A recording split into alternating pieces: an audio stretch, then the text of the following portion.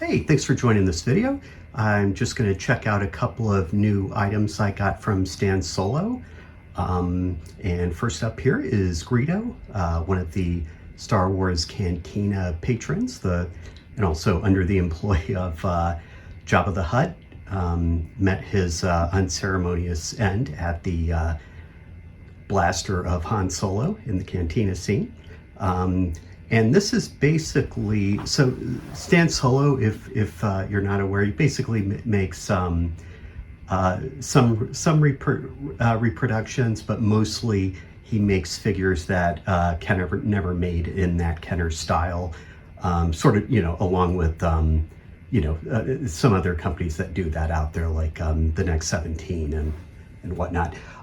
So this is basically the Kenner style figure, but with movie accurate coloring. If you remember the original one that came out in what was that, late 78 or early 79, it was basically in a green onesie. I'll flash an image up just for comparison purposes, but this is basically a 5 POA figure, and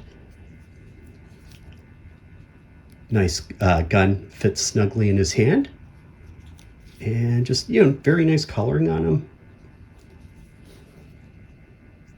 And yeah, that's, I mean, not a lot to the figures. They're just very well made, and I think of the sort of I don't know what you would even call them, the sort of tribute figures. These I think Stan Solo definitely does the best work of these.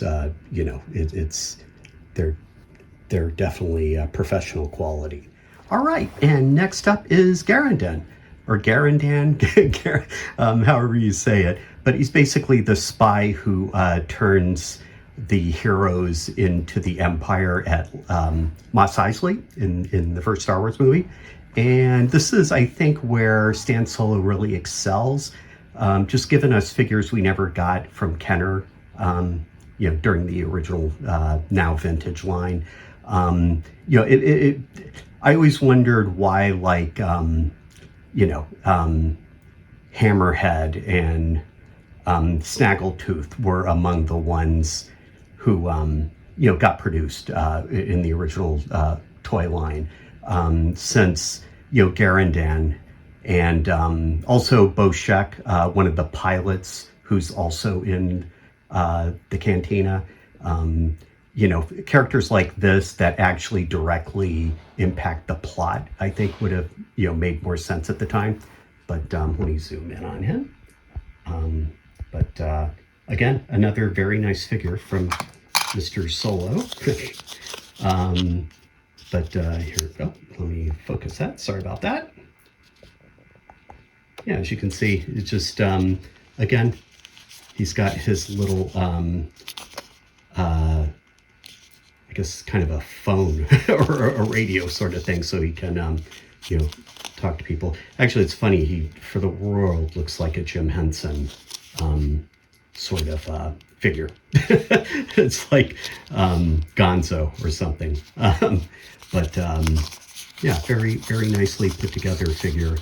As you can see here. And mainly, the reason I got these two, so in a previous video, I had a review of a action figure display from Pride Displays. It's made about 20 years ago. And basically, I'm just looking for vintage style sort of figures to populate that. And in particularly, I wanted these two to go in from a earlier Stan Solo purchase. And this was my first Stan Solo purchase. This was actually what sort of got me, hit me with the bug of wanting, some of these. Obviously, in a perfect world, there'd be enough money to buy all of them, but it's very nice products to sort of fill out your Star Wars collection. All right, and here they are in their new home. Like I said, basically wanted to start populating this thing out. Definitely, have some other Stan Solo products here. The Baby Bantha and vinyl Cape Jawa, which is really the only reproduction I have. Basically, it was cheap enough, and I would never get one another way. And then prototype Boba Fett there. And then also have some retro collection figures, as well as that's my Chewbacca from my childhood. So yeah, there they are. Definitely, nice pieces to have. And, if you're interested, I would definitely recommend. Oh, and one other thing to point out is, at least in the U.S., and I think this is true of basically from Stan Solo in the UK directly, but the distribution on these in the US is like crazy fast. You order it and it's literally at your house in like a couple of days.